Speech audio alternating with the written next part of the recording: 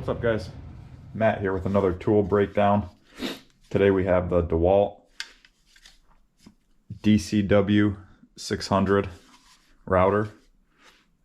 So again, this is another pretty simple tool. Just walk you through some of the features of it.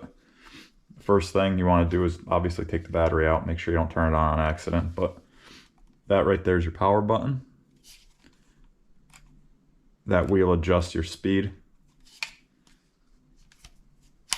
This locks your slide, and then this black handle, this black ring, adjusts your slide up and down. That's your locking button right there. And Dewalt gives you a 17mm wrench. So when you wanna, let's put a bit in real quick.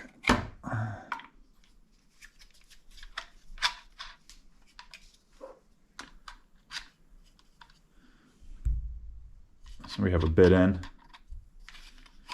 and then what I like to do, you can take this, you can push this ring all the way up and take this whole housing off, but what I like to do is just kind of bring it down until it's somewhere right around there, so you could access the button and the nut, and then take your 17mm wrench,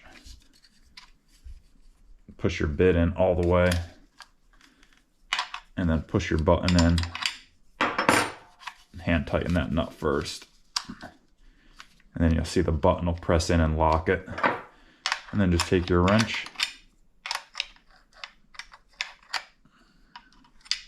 make sure you guys can see it,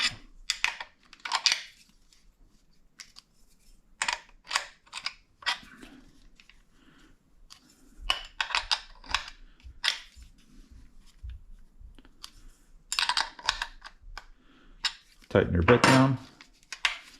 You could rotate it. Now what I like to do whenever I'm using this is obviously get a scrap piece of wood and test just to see how deep you're going to be cutting and for whatever application you're going to be using. I have this Ryobi bit set.